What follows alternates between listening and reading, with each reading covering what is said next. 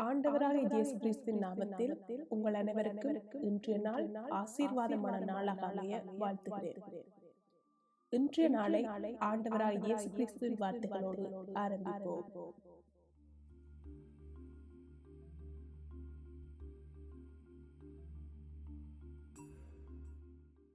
இன்றைய நாளுக்கான தேவவசனம் நீதிமொழிகள் 28ஆம் அதிகாரம் 13ஆம் வசனம்.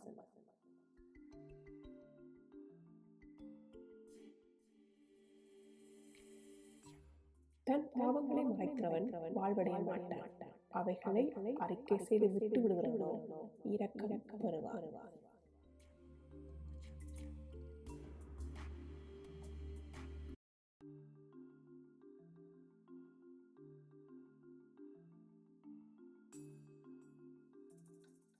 வேதாகமத்தின்படி பாவங்களை களையெடுத்தல் என்பது நம் வாழ்வில் உள்ள பாவ செயல்கள், கெட்ட எண்ணங்கள் மற்றும் தேவனோடு உள்ள உறவை தடுக்கும் காரியங்களை வேரோடு பிடுங்கி எறிவதை குறிக்கின்றது. இது மனம் திரும்புதல் மற்றும் பரிசுத்தமான வாழ்க்கையை நோக்கிய பயணமாகும். வேதாகமத்தின் அடிப்படையில் பாவங்களை களையெடுப்பதற்கான முக்கிய கொள்கைகள்: பாவங்களை அறிக்கையிடுதல்.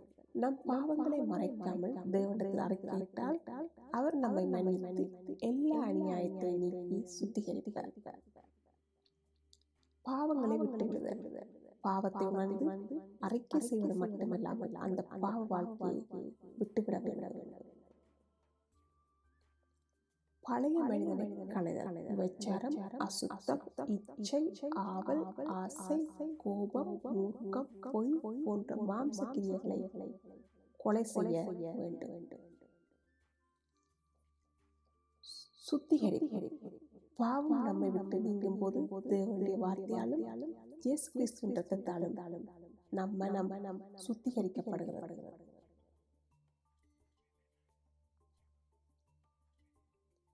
பாவங்களை களையெடுப்பதற்கான வேத வழிமுறைகள்: தாழ்மையுடன் அறிக்கை செய்தல்.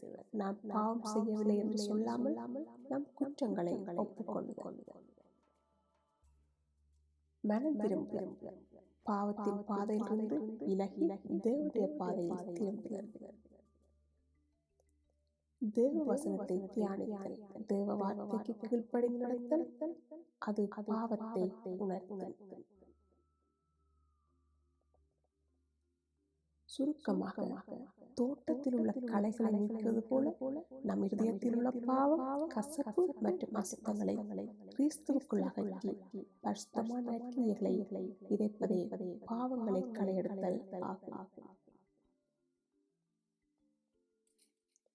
பாவத்தின் இருப்பை நாம் புறக்கணிக்கும் போது அல்லது மறக்கும் போது அதன் அபாயகரமான வளர்ச்சியால் நமது வாழ்வு படர்ந்து நமது அந்தரங்கத்தை இருளாக்கிவிடும்.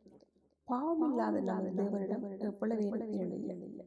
அப்படி பிள்ளையாக நாமும் பாவங்களை நேருக்கு நேர் எதிர்கொள்ள தயாராக இருக்கிறோம். அதனால் அவர் ஒளியில் இருப்பது போல நாம் ஒளியிலே நடக்கலாம். மனம் திரும்புதல் மூலம் நாம் மன்னிப்பு மற்றும் பாவத்திலிருந்து விடுதலை அனுபவிக்கிறோம். நமக்காக இயேசுவென்னும் மிகச் சிறப்பாக பரிந்து பேசுகிறவர் உண்டு. அவர் நம் பாவங்களுக்காக இறுதி விலையை மனம் வந்து செலுத்தினார். நம்முடைய பாவங்களை மாத்திரமல்ல, சர்வலோகத்தின் பாவங்களையும் நிவர்த்தி செய்கிற அவருடைய ஜீவனத்தமே அந்த கிரயம். நம்முடைய பாவம் தேவனால் சுட்டி காட்டப்படும் போது நாம் மறுப்பு, தவிர்ப்பு அல்லது பொறுப்பிலிருந்து விலகுவதை தேர்ந்தெடுக்கலாம்.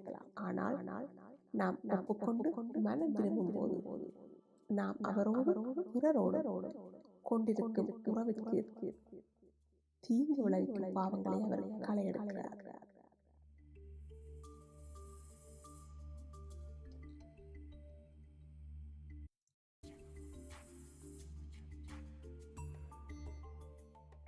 இன்றைய நாளுக்கான ஜெபம். அன்புள்ள இயேசுவே, அன்பு இரக்கம் கிருபையும் நல்ல தகப்பனே, இந்த காலை வேளைக்காய் நன்றியோடு துதிக்கிறோம்.